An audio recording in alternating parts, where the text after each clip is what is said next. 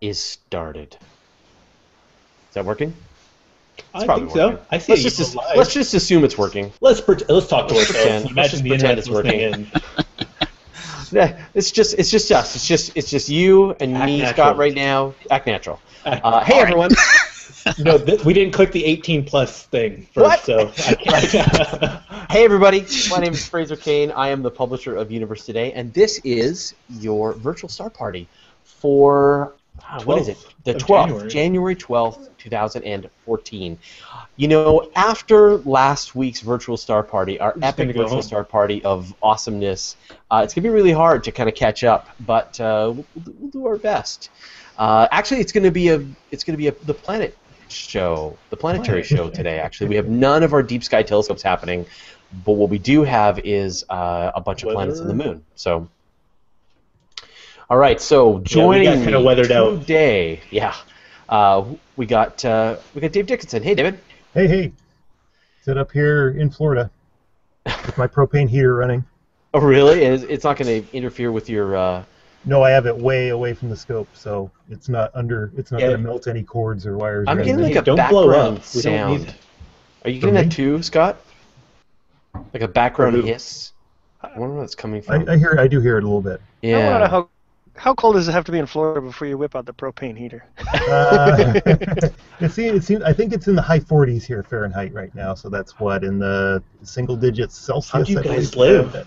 Yeah. It's not too far from where I am here. So that's Mike Phillips. Hey. In North Carolina. Hey, Mike. That's Jupiter with Mike Phillips. And that's Jupiter. Yeah, I'm actually outside tonight. Figured I'd brave these cold temperatures, but I'm not cool enough to have a space heater, so I got my winter coat on. I think it's you, Mike. I hate to say this, but I think this audio is you. It sounds like contact a network professional, Mike. Yeah, I know. Someone who works for some network provider. I always MacGyver something together here. But it sounds like I hear your voice, but I also hear 100 whispers at the same time.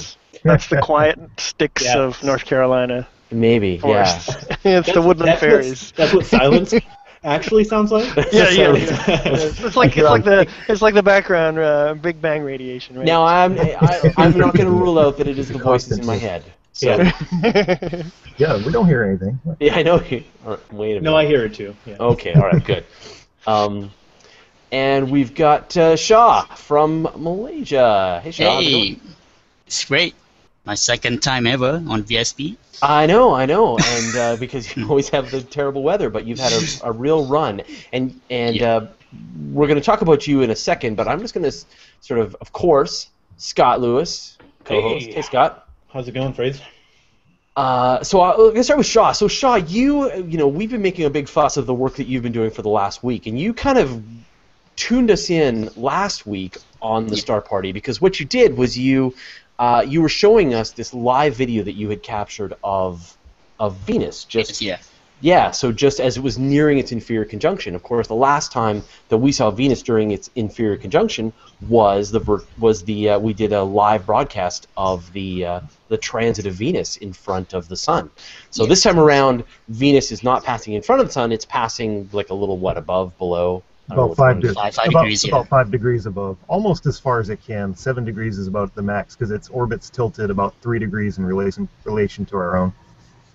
Yeah, and of course it only does this twice every 108 years, so we're not going to see this again in our lifetimes. But we saw Venus. So Shaw was showing us, and Venus at that point was still a couple of percent illuminated, a week and a bit before conjunction, or I guess a week before conjunction. Well, he's been capturing these terrific photographs day after day after day with Venus just getting more and more of just this slender crescent, and you've still got live coverage of Venus now, right?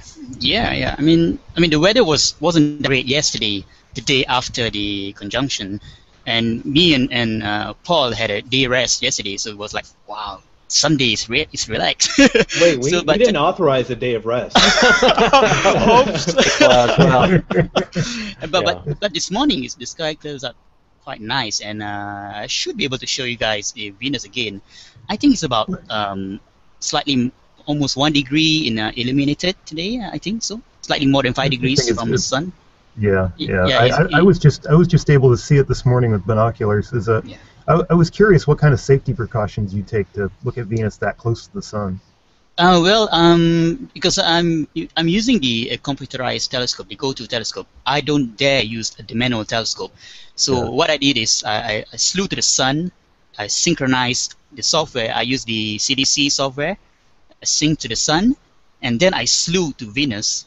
Only then I opened up the solar filter and put up the extended cap on.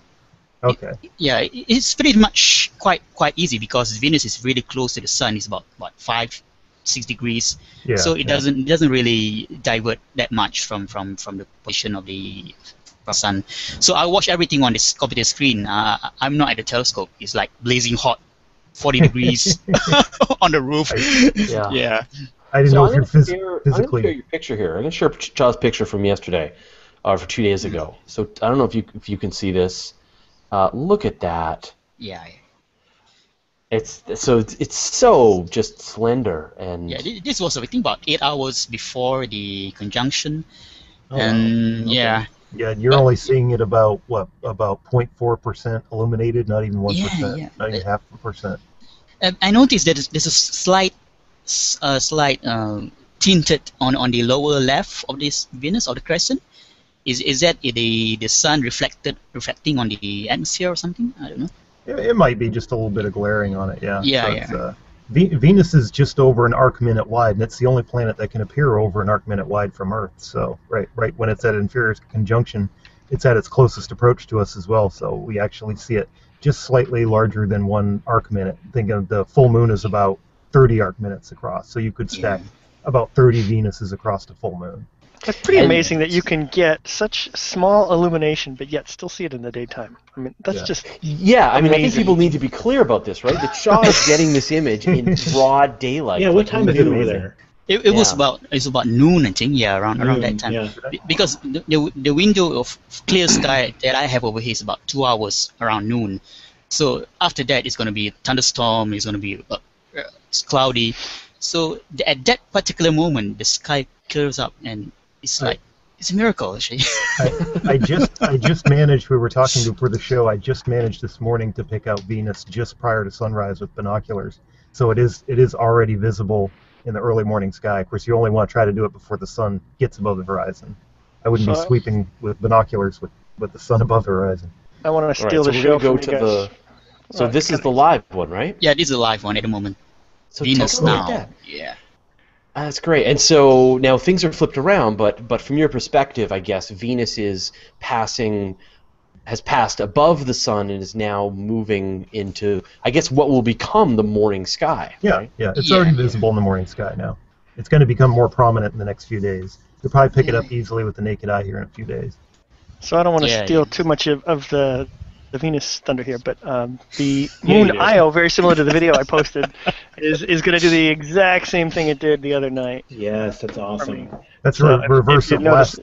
Yeah, I think my camera's reversed. Are we going to see Io go in front of Jupiter? No, I think it's going behind. But I mean, if you sit and watch it in the next 2 or 3 minutes, it's going to disappear behind. It's already almost imperceptibly. We're about to lose it. Yeah. But Mike's actually lying. This is a still shot. It's going to be bouncing around. He's just jiggling it around in front of the camera. Just shake it like a Polaroid picture. Right? That's right. Right. So that's right. So then over on the left side there, on the limb of Jupiter there. My mouse right there. That's Io. Yeah, and it pretty soon is I mean, there's no black space in between the planet and the moon right now even anymore. I noticed earlier. It's just going to disappear. I noticed earlier tonight we were going to lose it during the show. Yeah, it was going to. Yeah, I thought that was kind of cool. Wow. And I'm at low magnification from what I was to make that video, just because it's not very great seeing right now. So. Yeah, you look really turbulent there too. Yeah. So we have a submission from Stewart. He's not able to make it today, but he did send me his best astrophotography he could do right now, and this is Stewart's moon from his iPhone. So, good job, Stewart. Nice. Go, Stu. He wanted to make sure that he gets credit for it, and I'm not shooting it. So. I've seen some people do some pretty awesome iPhone photography, though. Mike Wiesner out in Arizona. Just aiming his iPhone up to his telescope, he's got some pretty awesome images. Well, and now you have those adapters you can put onto the iPhone itself. I think that's what he has, yeah. Those things are awesome. Yeah. Okay, so I just want to remind you as well that we're happy to take questions, comments, and feedback from the audience. We're not going to be able to take requests tonight because if your requests aren't the moon, the sun, Jupiter, or Venus, we are not going to be able to help you out today. I do have a Messier object. That crater in the middle is actually crater Messier A right there. Right. Not of the same catalog. But so we're using the Q&A app. So if you go onto YouTube, it should say that we're answering questions live, and we're glad to answer any questions that you might have about space and astronomy, about observing astrophotography, anything like that, telescope. Yeah. You may ask us, what telescope should you start with, and we would be glad to answer that question for you. So I think I head on over to our channel that Tony and I actually just did a hangout on that. On what telescope should you buy first? And the answer is all of them and none of them. All of them and none of them. Yeah. It depends on what you want to do. Yeah. Yeah, it's a very, you're going to have to buy us a couple of beer, and we're going to sit down, and we're going to hammer that out for a couple of hours. Yep. Yeah. And IO's about half gone if you can still spot it here along the edge. You can. It's a little jumbly, but it's kind of fun. I was amazed. This is great. This is a first. You know what? I'm going to call it. This is the first time we've seen a moon get occulted by the planet. That's pretty cool. I think so. That's cool. Yeah, we're going to watch it. I'm still waiting for a moon to go in front of Jupiter. I've still yet to see that in one of the star parties. I checked beforehand, to see if we get any shadow transits. We're still out of sync with the great red spot that comes out 2 in the morning or something like that. So. Fraser, I'm getting a ping from James McGee. Send him an invite. He's able to bring the moon in as well. Oh, great! More moon. Well, they gotta have something to do when the moon is out, right? Deep sky, go for the moon. Those 2 craters, Messier and Messier A, in the center, you can see the rays coming off. That's a very oblique impact crater. That's one of the things that's notable about that is, unlike a lot of the impact craters, you can see the rays, how that actually was a very shallow angle on that. So, just something neat. That is really neat. You can definitely see it ray out. Me and somebody else were discussing this feature earlier tonight, so I was like, I took a look around. I was like, you know what? You can see it tonight. Okay, I'm gonna move to the moon. So. Goodbye, Io. There. So did you all people see you on the other side? Did everybody see that? Io is gone. Io just passed behind Jupiter. That is a first. That's epic. In the short subs that I was doing to make that video, I was doing 90 seconds, and in 90 seconds it was smearing because it would move so fast. So in the short, 5 minutes that we started talking about it, it's moved from visible to gone. Io is the innermost Galilean moon. So. Yeah. Okay, I'm going to move to this moon view for a little bit, and David can kind of move us around a bit. Sweep around here. See if I can find the Terminator where there's. And it looks like there's a little bit of vignetting going on, so it's like you have a spotlight on the moon. yeah, probably in the center of the field. Some of it is the fog. As it gets foggier on the lens. No, I like just thinking that you have a spacecraft there with a spotlight just shooting around on the moon. That looks great. Oh, there you go. Stop touching it. Stop touching it. What I'm trying to find is the landing area for the Chang'e rover is illuminated again. It just experienced its second sunrise. So. It's right there in that general area there, but I don't know the specific area. It's harder when I get this narrow field. It's the sea of rainbows, Sinus Iridium, and if I see it, I'll recognize it. But it's I might have to take the contrast up here a little bit. What's that crater there? Oh, I'd have to look it up. Oh, okay. That was one of the. It's hard when you're zoomed in to try to get the reference of where we actually are. So Shah, if we take one last look at your Venus, could we then move to the sun? All right. Hold on. Well, you can move to the sun. I'm staying here on Earth. It's colder here. Here's that I'm using at the moment. Yeah. Oh, nice. Yeah. Oh, cool. You see the makeshift cardboard tube. I'm closing up the dew cap. Yeah, this. So, can you see the blue sky? Such a rare blue sky that it's incredible. But usually on January and February we got very great sky over here. But in November, September, it's going to be it's a rainy season during that time. So now is the only time that I can do anything at the moment. Well, we're glad to have you back. It's been a while. And so Yeah. we're just going to use you and abuse you until you can't do it anymore. Until the rain comes back and lets you take a break. Yeah. Here's Venus back. Oh, great. Oh, very cool. All right, so everyone say goodbye to Venus, because then we'll move to the sun in a second. So the great amazing thing about Venus, right, is that you can see this, which is when Venus is passing in between the sun and the Earth, and it looks like this just amazing crescent moon, especially when you can see it higher in the sky and it's a little further away. But when it's on the other side of the sun, but we can still see it, it looks more like a sphere, more like what we would expect. So it's a really neat sort of change in perspective. And yet when it's at its most brightest, when Venus is just the brightest thing in the sky, it's that crescent. It's not what you would expect it to be, because even though it's a lot less illuminated, it's a lot closer and a lot brighter. It's larger, yeah. It's visually larger. Yeah. Some say that we can see the crescent with the naked eye. I haven't really tried it. Anybody tried? I've heard discussions about that too. Yeah. I think I can, but I could be imagining it. But I think I've you put your hand up and you just look through like a little tiny gap in your fingers, and I think I'm seeing the crescent. Well, as much as there's anecdotal stories about people being able to see it, you think about before Galileo invented the telescope, nobody reported Venus being a crescent. So Yeah. you think somebody would have noticed it beforehand. And nobody noticed Jupiter's moons, right? Yeah.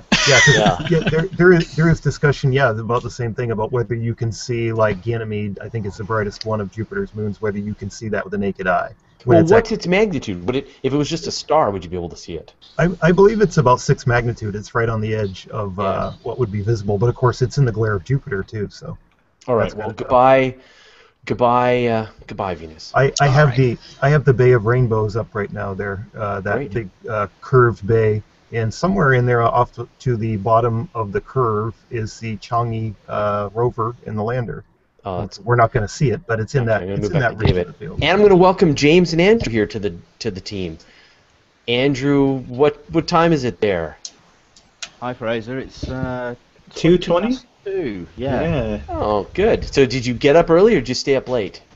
I got up early. Well, good morning. Good morning.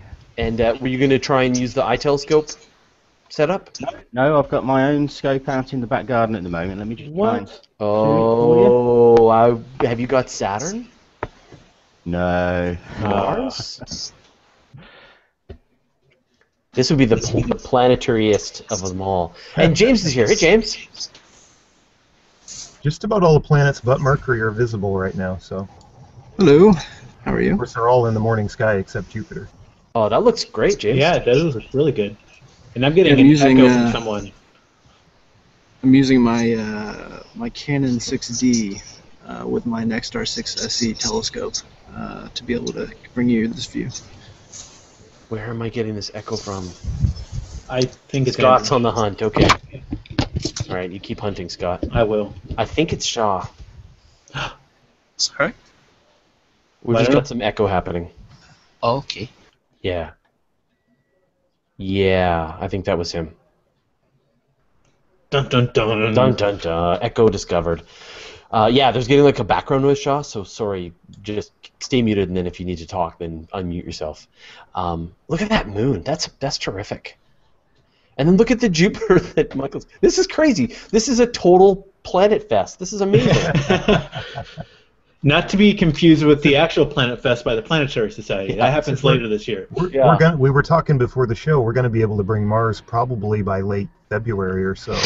Or right now, if that's what Andrew if you can bring has. it tonight, yeah. Because Mars reaches opposition April 8th, I think it is, but it's going to be fairly decent opposition. So it's getting better toward 2018. So, David, you're saying opposition, and for our viewers here, what does that mean? It will rise opposite to the sun. It will be at its closest approach. It'll be just about at its closest approach to Earth right around that date. And it's going to rise in the east when the sun sets in the west. It's very much like a full moon, right? So the sun, the Earth, and the planet are in a line. But Mars won't be as big as the full moon. It never No, gets no, as no, big no. as the full moon. Don't- Right. Angular-wise, right? What? Mars is going to be as big as the full moon? No, Oh, that I- only happens I in ex- August. I have never heard that before. Please tell me more. Tell me more. We'll So, all be- so we'll all be- if you go guys ahead. have a discerning eye, we were talking too, but we're not getting the great red spot just because of the rotational synchronicities. But if you look right around here, that's great red spot junior. Now, I Oh, see right a on. mouse. Red spot. I see a Junior. mouse Yeah. pointing. I'll move. Look in that general vicinity there. It's in that area there. Yeah. Every once in a while, you'll see Red it pop junior. out. Yes. Oh, that's fantastic. So they pass each other every 2 years. So instead of the Kind of great fun. red spot, it's more of like the meh red spot. Yeah. We have red he's spot the junior, inferior complexed one. Oh, great! And Shaw has brought the sun. Oh man. Look at this. All right, here's I think the AR 1944. I think the big Jeez. sunspot. Is this the one that just threw a big flare at us? Yeah, that's the one. I think it's There you going go. way to the western side. Eric limits, Charlin and- said, "Sun would be great," and 6 other people agreed. So Eric, there's your sun. And 6 other people. You're welcome. Ronald Minch asks, "Can Venus occult Mercury? Is that possible?" Let me think. So could I mean, technically it's possible from Mercury. Earth. I Yeah. don't know. I don't think they're on the same plane. no, but there must be some point. Even if they're on different places, it's not going to happen often, but it'll probably happen every few thousand years, right? It's going to depend on because you have your plane there as far as the way everything goes, and so if they never line up with Earth, we'll never see it. But at all times, you have 2 points. They're going to line up somewhere, but maybe not from that third point. Yeah. I don't believe they do. Mark Ridgewell asks, "Can anyone see Mercury?" So why can we not see Mercury? I thought Mercury it's in the sky, isn't it? Well, in the Paul daytime. did last week. Yeah, Shaw. Would it be possible to bring up Mercury? Is that just? Yeah, give me a try. Give me a few minutes. See if I can. No, Because now, we've never had now, Mercury. Shaw.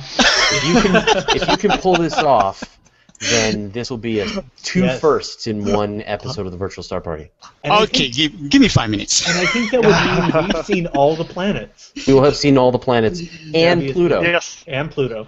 Yeah, that's right. We very haven't cool. seen Mercury. The Let's only do one. it. Let's get Oh, Mercury. man. All No right, pressure. No pressure, Shaw. Mer- No pressure. All right. Mercury's moving into the evening sky. I haven't seen it yet, this apparition, so That's Is how that much to do to retrograde? catch it. this apparition coming up is the best one for the Northern Hemisphere too. The evening apparition coming up here in the next Oh, yeah? few weeks. Yeah, for Mercury. Just Yeah, the angle I he's- would love to catch it in the daytime. I think Shaw's onto something here. Yeah, it should be possible. It's Yeah. I've done Venus in the daytime. I've never seen Mercury in the daytime, but These sunspots. Look at I know. that. I've seen Jupiter in the daytime too. When the moon's near it, it is possible to find it. All right, Mark. So we're going to do it for you. For you, we dedicate Shaw's eyeballs to finding Mercury for you. I figure if Shaw can lose one eye on this hunt, that's all I'm going to let you go this time around, Shaw. Jamie Orlando asks, "I realize that nobody can show deep sky tonight, but is V838 mono light echo visible in amateur telescopes?" David, I don't have you? think so. No, I've never seen it. I don't know what the magnitude is on it. I was gonna say if it's in Monoceros, it should be visible right now because that's near Orion. But the moon, of course, is out right now, so you probably wouldn't want to go after anything really faint. I was looking at the Orion Nebula before we started here, and I could just barely see the trapezium and the core area. I mean, the moon is that bright tonight. Yeah. Go back to David's view, which just, oh man, that's great. And then James's view. These are 2 moons. Can someone get the whole moon? Have you got a Barlow in there, James, or is it what's your setup? Yeah, I can actually go to my full moon view because it's not actually a Barlow. It's just zooming in digitally. Oh, you're just Yes. like Okay. clicking on the screen and doing Yes. the 5 or 10 times zoom. Oh, perfect. So I'll switch in just a second. Zoom and enhance. Zoom and enhance. Wait a minute. All right, I'm gonna go back to David's moon. Chinese rovers in there somewhere. I I zoomed see in it. on a little bit. What's I up, see it Jade right Rabbit? there. How are you? Allison Bondi says, "Please do show us Venus if you can." Done. Done and Check. done. You're welcome. Waylon Bauer asks, will a focal reducer provide better viewing of deep sky objects, or should it only be used for photography? I've never actually played with one. We've had people use a focal reducer in the past. We have. And I'm they using weren't one very now, happy actually. with it. You're using one, James? No, it's Andrew. Oh, I'm Andrew. Using one on the, I'm using one on the Mallincam because my SCT is f10, and in order to get the DSOs and get a reasonable size on some of them, I have to reduce the focal length. So what I've got up now is the Galaxy M64, and that's with a focal reducer bringing it down to f5. So it can help in cases where you need to either increase your field of view, or gather more photons. So it's the opposite of a Barlow in effect. Right. Oh, very cool.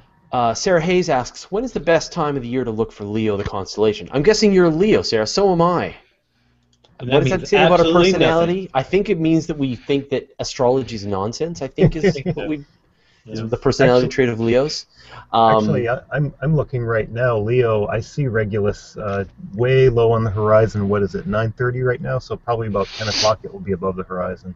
it's like you see it in the spring, right? I mean, Yeah, it's so it's pretty much within 6 months off of when your birthday is the best time to see it. Right. Yeah, I Yeah, got so Mercury here. Sorry to chime in. Do you really? Can you see the spot somewhere slightly above Oh, center? we can see it. Yes! Yes. Yes! I need to screen cap this now. Oh my god!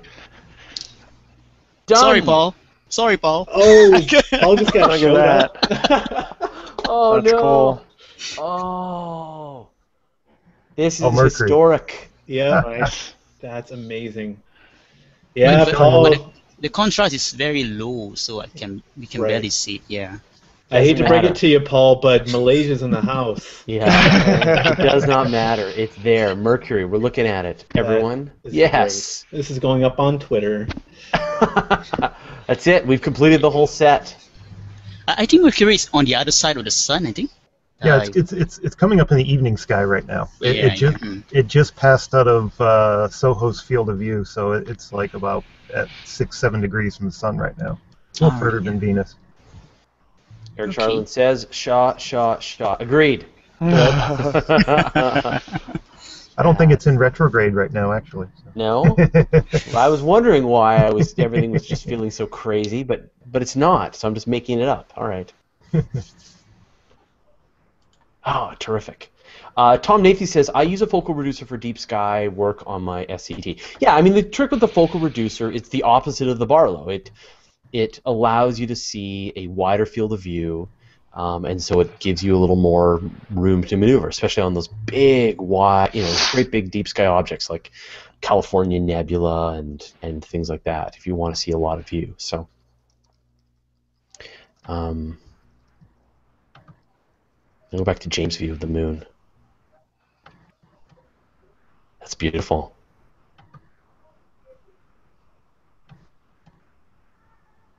Ah, there it goes. All right. Allison Bondi says, I owe you so many beers. Yes. Everyone owes us all the beers. All the beers, yeah. Sterling Gothup asks, do any of you fellow space geeks own an orrery? I've been tempted to buy one, or maybe an astrolabe, because I love old astronomy tools. Be fun to play with. Yeah, it would be cool. I have one in the office at the school, but it's just a trinket I have around. I don't use it. It's an orrery? No, an astrolabe. Oh, it's an astrolabe, yeah. So an orrery, if I recall correctly, an orrery is a model of the solar system, right? Yeah, scale model of solar system. Right. Just don't get one that's 1-to-1 ratio. Yeah. We built one. It was a kilometer long, and we would walk the kids to school and put up these images of the planets on telephone. They have one in poles. D.C. In Washington D.C. They do have based off the length of the distance between the planets, and it's across them all. It's huge, and they just tell you, okay, this is where this would be if the sun was the size of a grapefruit, and then they actually put it to scale and how far away everything is. Yeah. It really Yeah, gave you that scale, that context. There's one in northern Maine too that is the scale is 1 mile equals 1 AU, and Pluto at that scale from the University of Maine in Presque Isle is about 50 miles away. Yeah. They actually have Eris in the model too, which is about double Pluto's distance from it. So kind of cool to drive. That's great. Going to go back to Jupiter. I got my focuser working a little bit, but I don't think the seeing is being very happy right now. I think this is one of the best Jupiters we've seen, so don't be too hard on yourself. Yeah. No, The color cam isn't as high a frame rate as the black and white one, but it's fun. But It is it's fun to watch in color. Yeah. You know what I like? I know she can obviously. Most people can see the two brown belts in the middle there, but if you look closely, in addition to the red spot junior, you can see all these little blue. I guess they're blue. They show blue when you process it, but they something in the equatorial zone that makes them like almost like streamers of banners and things like that. I don't know what they're called.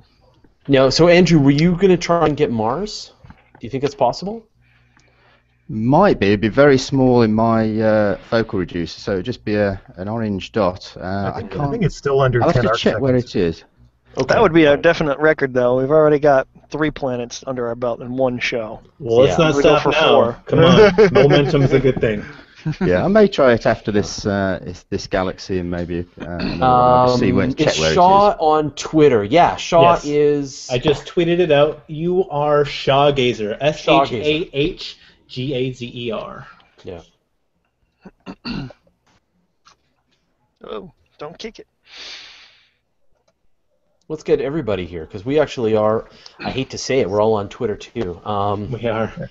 Google Plus. It depends on the right, the conversation. If you just want to post something really quickly, Twitter's good for it. If you want to post like nice pictures and descriptions, and we use Google Plus, we sort of move back and forth. David, you're Astro Guys with a Z. Yes. Yes.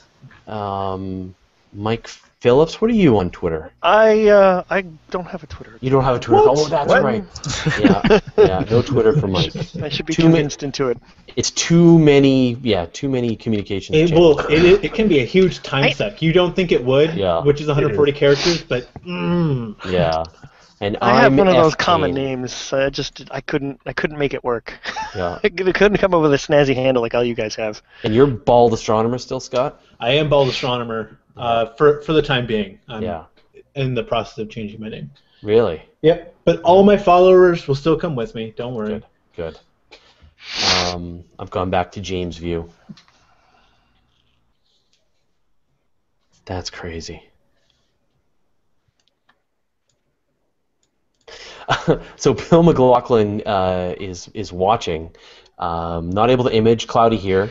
Speaking of orrery, I also make wooden clocks, and this has been on my list for a while. That's crazy. He makes a wooden clocks. That'd be really neat. All right, done. Bill, I want to see that. And that's that's a Festivus presents for next year. I want a clock. If a wooden clock or a wooden orrery. Or both. Yeah. Both. I actually want it in the clock. I want to watch it spin like a huge grandfather clock. Because you offered. So that's the view. Oh, Shaw's showing off the sky here. So you can see. So there's Venus the sun. is much nearer. Yeah.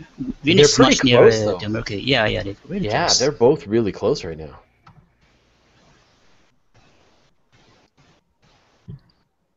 Hey, Pluto is over here. You feeling brave, Shaw? Pluto's there. I don't of, think you can image Pluto during the day. Oh, that's right. Yeah, Pluto just passed conjunction with the Sun. Yeah, recently too, and New Horizons is somewhere in that field too. Next year, New Horizons. Next year, I know. It's gonna be great. We'll finally get some new photos to use for our blog post for Pluto. Yeah. We don't have to keep recycling the same 6 photos. The same lumpy potato. Yeah, I cannot wait. I am totally stoked. Now, have you all participated in sending a video in to Wake Up Rosetta yet? No, I have not. No? Yeah. So everyone who's watching right now, Rosetta is going to be waking up on January the 20th, and it needs a little help. So if you've got some time and you want to go, just do a Google search for Wake Up Rosetta, and you'll find the campaign, and they're accepting videos of people, creative videos of people trying to wake the little spacecraft up.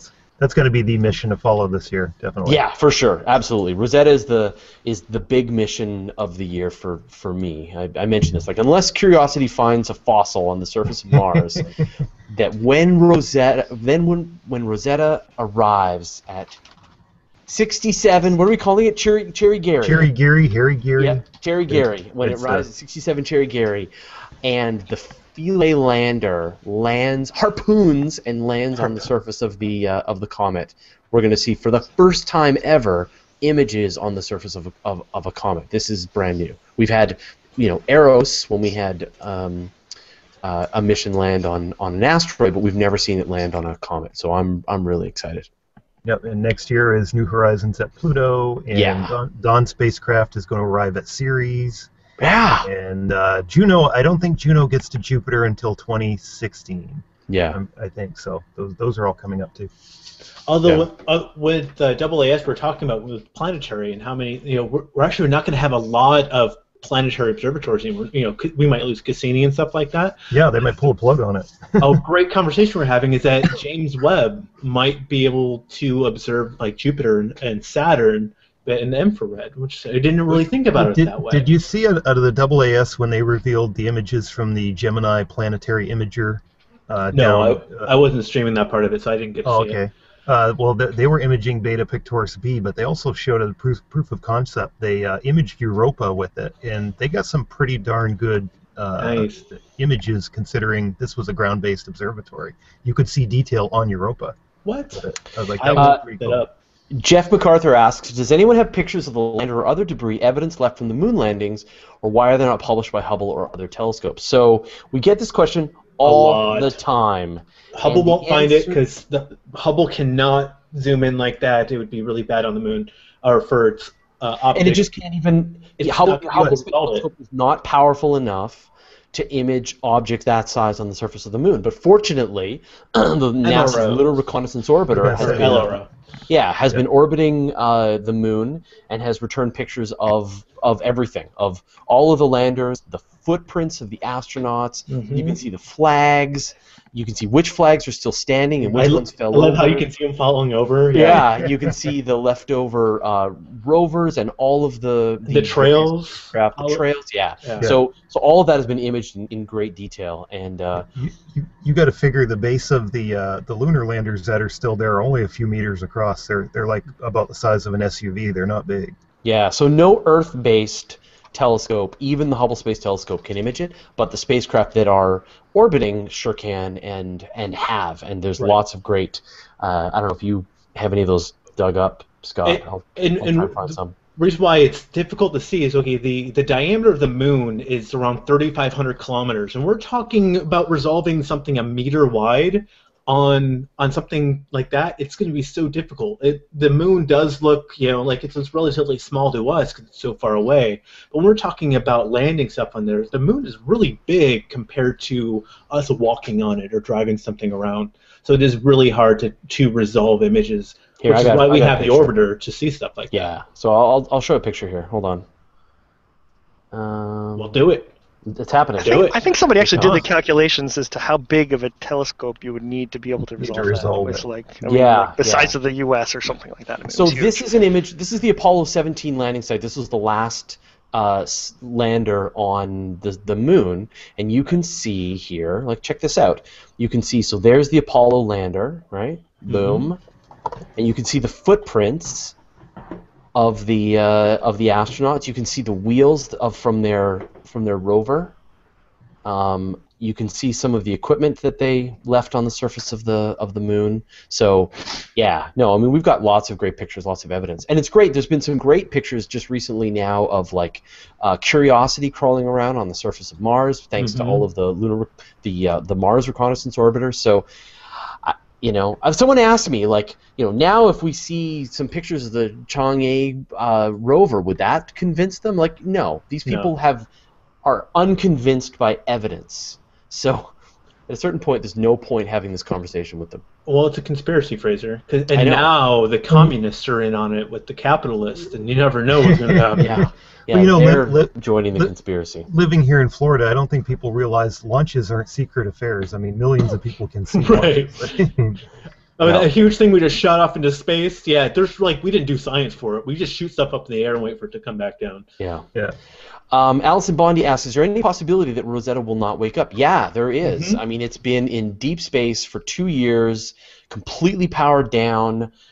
I don't know about you, but have you ever gone out and tried to start a car that hasn't been running for a couple of years? You know, it's a dangerous thing. This is probably, apart from the actual comet encounter, this is going to be one of the most nerve-wracking parts of this entire mission because Rosetta is solar powered, and so it's got these great big solar panels, and they only really work close in to the sun. So for the rest of the time, as it's been catching up to the comet, it's had to follow its orbit way out into the solar system where there's a lot less light. And so now it's coming back, it's getting a lot more light on its solar panels, and it's going to be able to replenish its energy, and they're going to have enough power coming through these solar panels to be able to start it up. But, you know, I mean, it's been 2 years and we haven't had anything. So this is with the nerve-wracking.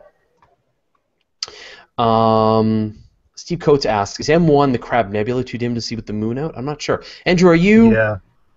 You're still on the same object. Have you? Yeah, I'm still on M64. Shall I move to something else? Yeah, that'd be brilliant. Yeah, we talked about it before, so yeah, absolutely. Because the moon actually isn't very far from the Crab Nebula because it's in Taurus right now, and Crab Nebula is in the same area, so the moon's only like 5 degrees away from it right now. It would be really tough, even visually, to see it. Yeah, it's I can't see it from my backyard at the moment. Anyway, I've got a house in the way. I'll try and bring you the whirlpool instead. Tear it down.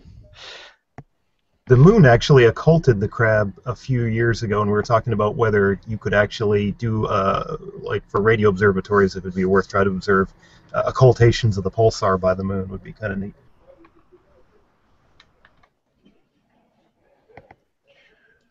Let's go back to Jupiter before we lose it. Here's Paul. Paul did. He's not able to join us today. He has a lot of clouds, but he did share an image with us. Let me pull this up here. Here we go. So that is Paul's son. Oh, awesome. You know, that's him just not being able to show up because the seeing's poor. I'm just going to show you filaments on the sun.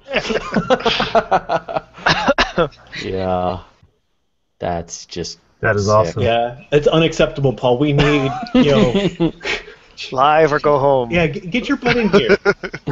No. Yeah, that's amazing. I don't like the color though. Yeah, it doesn't have color. I like it. Yeah. I'm gonna go back to James' view of the moon. An interesting thing about the moon today too, I noticed that the moon is at its most northern point in the sky for 2014 today. Well, when does mini moon happen? Mini moon happens. It doesn't. It doesn't. There will be no mini someone caught on to this mini moon conspiracy and they got rid squashed. of it. Allow me to look at this Phases of the Moon app. Wow, tell me more. So. The moon is at its most northern tomorrow, not today. Oh, welcome back. Here we go. So, Phases of the Moon says. So like the fox says? Yeah, exactly. No. There's Phases of the Moon, and then where are we for the next full moon? Hold on. Yeah, we're waxing gibbous tonight right now. There. So that's the next full moon. What's Phases of the Moon? What is Phases of the Moon? I'm glad you asked. And tell me where I can get this amazing product. You can get Phases of the Moon for free on the Android on Google Play. You can also have the iOS version, but that's if you are an Apple fan, you have to pay just like everything else. Yeah. But special love for the Android people. All right, I'm gonna go back to. God, I don't even know where to start. I'm gonna go back to Jupiter because it's just party. Oh wait, now we've got. All right. There we go. That's a live view, and I stacked one while we were. I'm recording a bunch too, so I'll have a nice great! at the So end people of the can show, see. yeah. Would you be able to actually show a stacked image? Yeah, I think there's one that's an early one. It's not super great there. No, Bill McLaughlin. I see you put a YouTube video there titled "Moon Hoax." Don't make me delete that. I'm gonna have to watch it to see what you're. Is that the? Is that the one? Oh, it's Mitchell and Webb. It's a Mitchell and Webb. Yes, yeah. I love this thing. Yeah. Okay, everyone, watch that. Yeah, watch the Mitchell and Webb. Yeah. I don't think I've seen that one. Oh, it's great. Oh, it's terrific. Yeah. I love Mitchell and Webb anyway. Yeah, I'm gonna go to Andrew's view. Oh no, he's still. Is that a different? Oh, that's M51. It is. Yeah. Whirlpool Galaxy. Cool. Right That looks on. really good. Yeah, I'm getting some And sky glow because of the moon, but Moon. it's not too bad. Yeah. So what are you using over there, Andrew? What's your It's, scope and camera? Okay, it's a Celestron C8. So naturally, or natively, that's an f10 Smith Cassegrain telescope, and I've got the Malincam Astro video camera on it. But as I said, I've got a focal reducer on that, bringing it down to f5. So the focal length is about a meter. Right. How fine a tracking do you need to use that camera exactly? Is it pretty forgiving, or do you need pinpoint tracking on it? Yeah, the Malincam's quite sensitive. So this exposure, for example, is only 40 seconds. Okay. So you don't need to guide until you're getting towards 2 minutes or 3 minutes. I can see it moving slightly between frames. Okay. But it's pretty forgiving. Oh, that's pretty good. Could though. you try doing a longer exposure? You're doing 40 seconds. Could you try something like doing the 2 minutes? See if you get some. Well, a little bit of it'll blur. probably blow out with the sky glow at 2 minutes, but I can certainly go longer than this. Let me just. Yeah, reset try it a for little you. bit longer because it seems like it's not getting enough exposure with these deep space. Oh, objects. okay. Maybe on the Hangout it's a little darker than I see Yeah, it it here, definitely. so, Yeah. let me boost. I'm that gonna up a move. bit. I'm gonna move back to David's view of the moon because. I just cleaned off too, so it's actually a little clearer. Oh, did you? Did you hit it with a hairdryer? Yeah. I just went on mute and cleaned it off there, so it brightens it up quite a bit. And it's not smearing as much as you can. Yeah. I can tell when it's getting fogged over because the contrast goes way down. Yeah, right there along the Terminator now, where there's lots of craters. We got a lunar eclipse coming up in a few months too, on April 15th. That all of North America is going to see. We are gonna make a party out of that. Absolutely. So let's that might be streamable. Actually, that'd be I kinda think cool. we will. We will be all over that. That will be the virtual star parties. Yeah, Christmas. And maybe what I might get back in and I'll hook up my webcam to my binoculars and get it up into view. It's not on Sunday.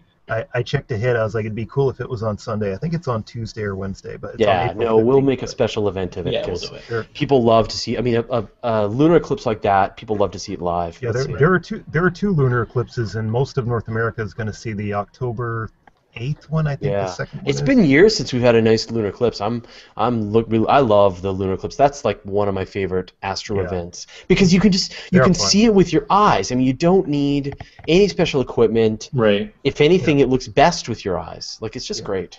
Yeah, there are no total solars this year. There's 4 eclipses, and there's a annular in Australia, and there is a partial solar eclipse that North America is going to see in October, but no total solars.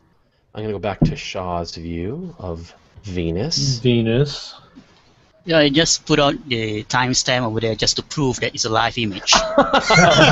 Oh, great. Yeah.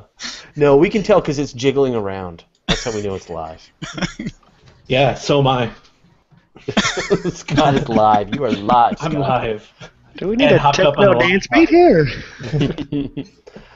Let's see.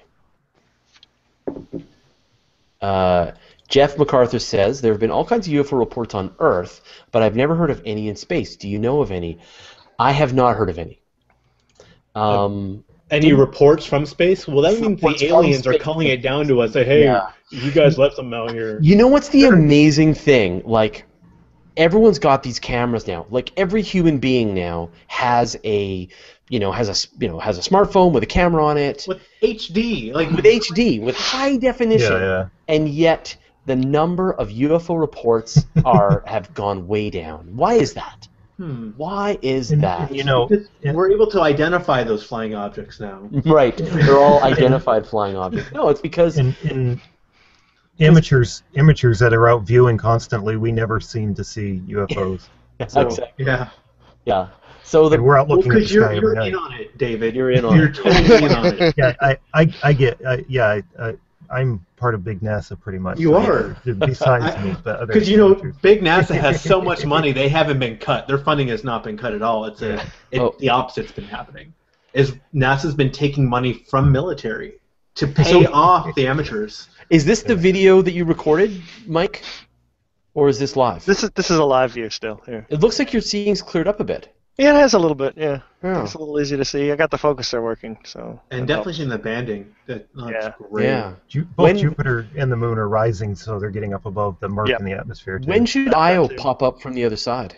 Yeah, I was wondering that myself because it's after moving the show. fast. Is it? Okay. Is it? Yeah. Yeah, we can't stick around. I think it's about another hour and a half or so. You guys can stick around. I might stick around. Take some pictures. I might still be out. So, Andrew, is this the longer... Yeah, that looks a lot... you can see a lot more detail. Oh, Yeah, it's closer to 50 seconds, that one. Keep going. Keep going. Let's try a minute 30. Push it. Come on. Yeah. Let's try a minute 30, okay? Like, unless that's going to burn out the Malincam. I don't want to get another phone call from Rock. That'll be fine. It just might be a white screen. We'll see. I'm ready for a white screen. As long as it's in color. It needs to be a colored white screen. A colored white screen. That's all I ask. Yeah. Man, this is great. Well, any other questions? That's what I'm looking. Yeah. So Scott Chapman asks, can we pull off a view of every planet tonight? No, we cannot.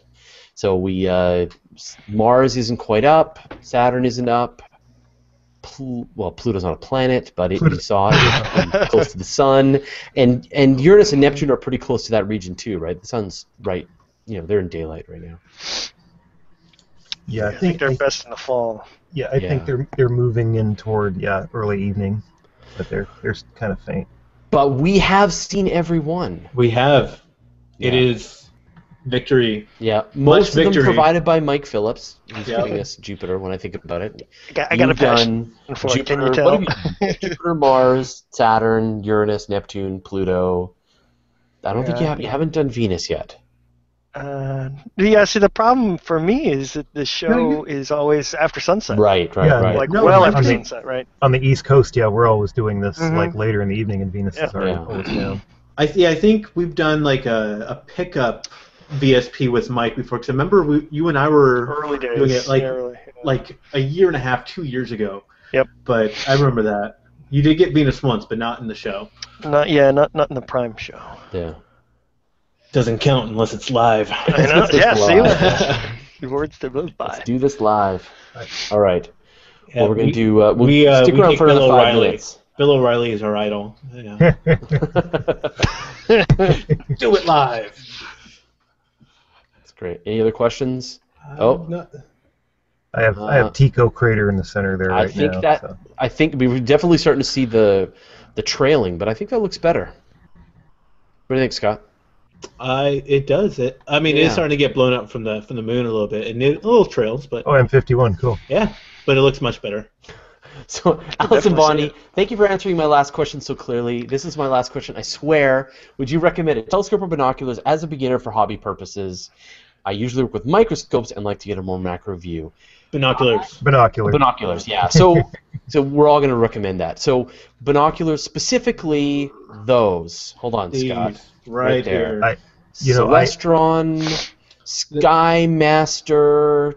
These are 20 by... I think they're 25 by 70. 25 by 70, yeah. I think even with the telescope, I still use binoculars most of the time. You'll keep using them. Yeah, they're like they're on sale. Sometimes $50 on Amazon. I got those for $60 on Amazon. Yeah, and they're great. They're fantastic. Yeah, they're so portable. Just watch Amazon, get a pair of them. Something in that scale. Like you want that 25.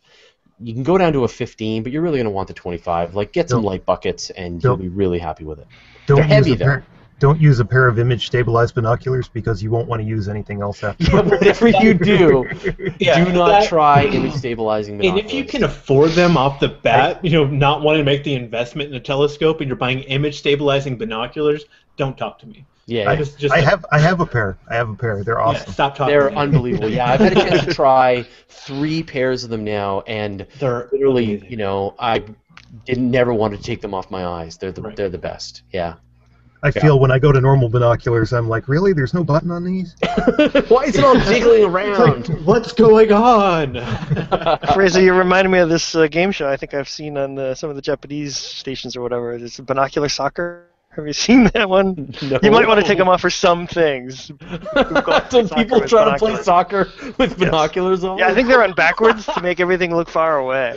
But yeah, Japanese, they come up with all sorts of cool Oh, ideas. that's awesome. amazing. Yeah, That's binocular great. soccer. Cool. Oh, I love it. All right. Well, it's 6:57. Just wrapping this up. Let's wrap this up. So I'm going to sort of say goodbye to everybody. So first I'm going to start with Shaw, his last view of Venus. Oh, there he is.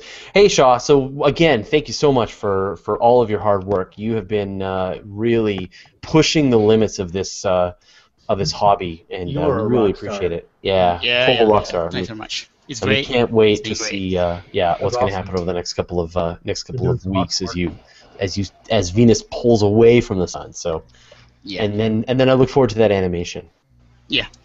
will do.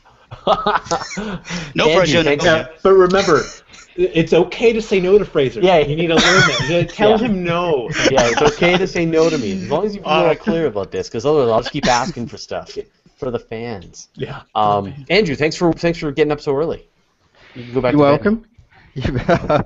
Yeah, I'm just got another 20 seconds to Okay, run all right, on I'll come back M64, and then I'll quickly move to Mars just so you can say you got it. That'd be great. It'll be overexposed and you won't be able to see anything but an orange blob, but we'll get it. Yeah, no, But that's it's great. in color, so it's all right. Yeah. Dave Dickinson, thanks as always. Yeah, and, it's been great. And you have named the mini moon, so as long as everyone's Yes, I really have. clear. Yeah. Tomorrow, Mini moon. I'm pretty sure I'll have the article out tomorrow on this week's mini moon on Universe Today. That sounds great. Nice. Awesome. All right. And James, thanks for popping in at the last minute. Hold on, where is he? He's down in the bottom with the moon. There, is That's that pretty working? Is he gone? I think he's muted. Oh well. All Well, right. thanks, James. Thanks, James. I'll make And, it so I can plus mention you, because I tried to reply and I couldn't. So make it so I can plus mention you on Google Plus. Yeah. And Mike Phillips.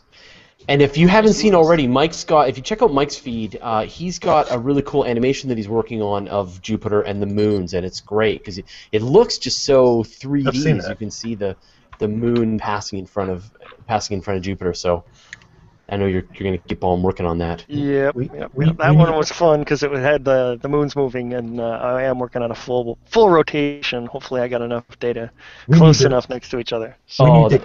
We need to catch an impact during the virtual star party. That would be That would too be cool. awesome. Oh, really? Is that what we're going to add now? Okay. Oh, Andrew's got. Hold on. Andrew's got Mars. It's Mars. Right on.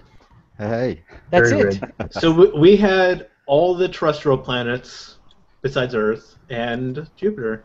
And Saturn. Not today. Not today. No, we have Mercury, Venus, Mars, Yeah. and Jupiter. That's awesome. Shaw could probably get Saturn. Let me think. No, you No, You know, like we have Wait. Messier marathons. We should make a virtual star party Well, I've marathon been where in- we get I- all the planets and Actually, we're gonna do a David. SA marathon. We're gonna do it in March. We're gonna do. Okay. That's the plan. I think is we're gonna try and get all of the objects in 1 hour. in an hour. Wow. Well, we're gonna have need- multiple people, yeah. right? So we've got some people Right. in the West Coast, people in the East Coast, people in Europe. I think we can Not pull this bad off. for Maybe a that. couple of hours. We'll see. Yeah, that'd be fun. Yeah. Yeah. Now, David, real quick, can you get a picture of the ground real quick so we can have the first 5 planets Yeah. in the VSP? Point your screen down at the ground, and then there we go. There, Another boom. planet. Yay. There's the ground. There's my propane heater on the ground. Perfect.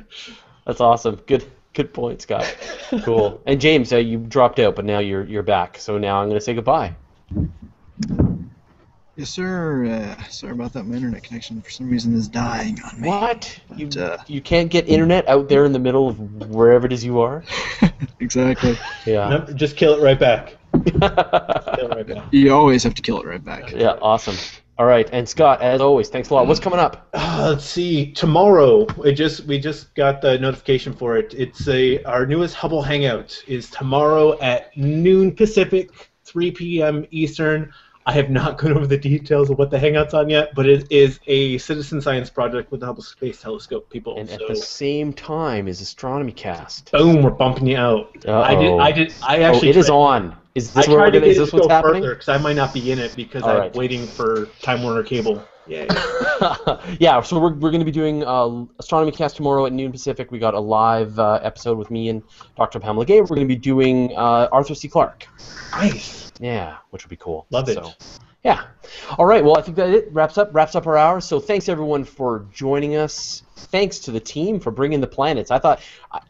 I didn't expect it was going to come together so nicely. Yeah, I was worried. We're getting all like, I got crap weather today. Like, great. I got a lot of wind. Yeah.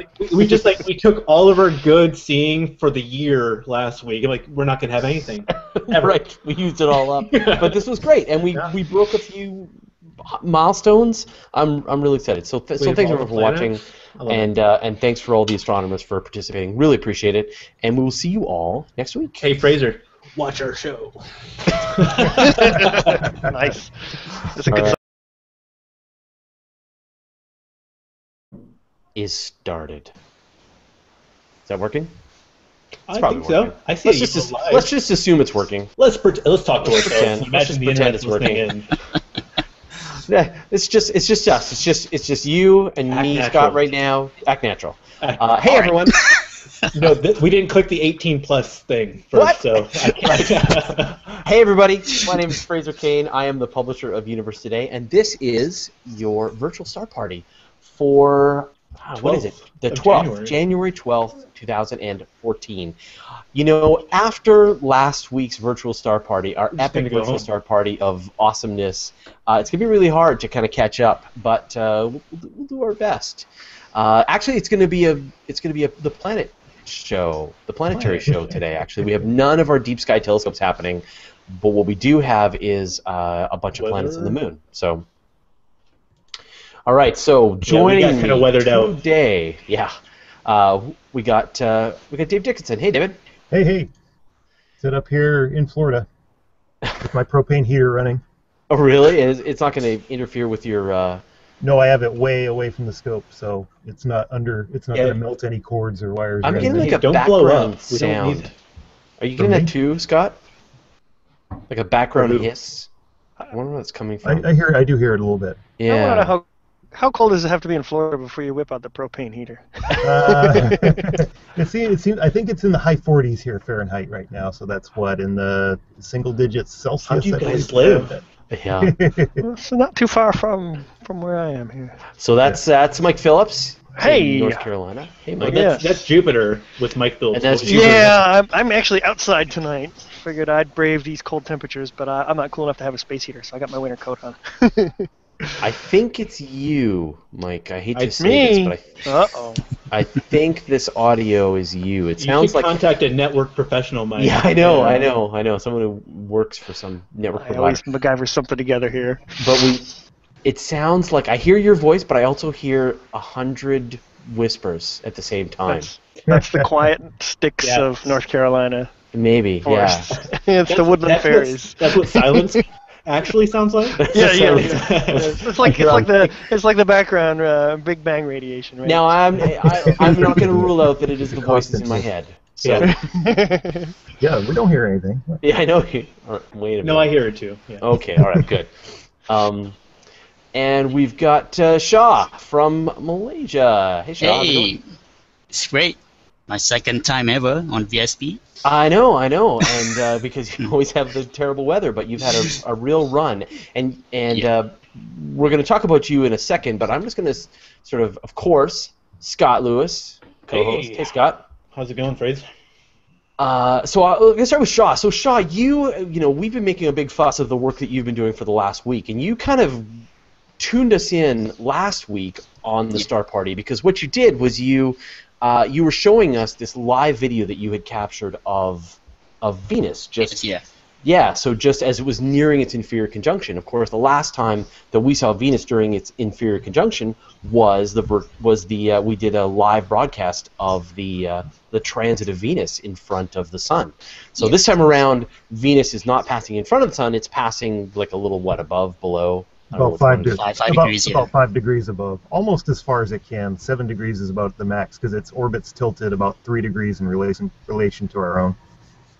Yeah, and of course it only does this twice every 108 years, so we're not going to see this again in our lifetimes. But we saw Venus. So Shah was showing us, and Venus at that point was still a couple of percent illuminated, a week and a bit before conjunction. I guess a week before conjunction. Well, he's been capturing these terrific photographs day after day after day, with Venus just getting more and more of just this slender crescent, and you've still got live coverage of Venus now, right? Yeah. I mean, the weather wasn't great yesterday, the day after the conjunction, and me and Paul had a day rest yesterday, so it was like, wow, Sunday is relaxed. Wait, we didn't authorize a day of rest. Oops. But this morning the sky clears up quite nice, and I should be able to show you guys the Venus again. I think it's about slightly almost 1 degree in illuminated today. I think so. Slightly more than 5 degrees from the sun. Yeah. I was just able to see it this morning with binoculars. I was curious what kind of safety precautions you take to look at Venus that close to the sun. Because I'm using the computerized telescope, the GoTo telescope. I don't dare use the manual telescope. So what I did is I flew to the sun. I synchronized the software. I used the CDC software, I synced to the sun, and then I flew to Venus. Only then I opened up the solar filter and put up the extended cap on. Okay. It's pretty much quite easy because Venus is really close to the sun. It's about 5-6 degrees. Yeah, so it doesn't really divert that much from the position of the sun. So I watch everything on this computer screen. I'm not at the telescope. It's like blazing hot, 40 degrees on the roof. Yeah. I didn't know if you're physically. I'm going to share your picture here. I'm going to share Child's picture from yesterday, or for 2 days ago. So I don't know if you can see this.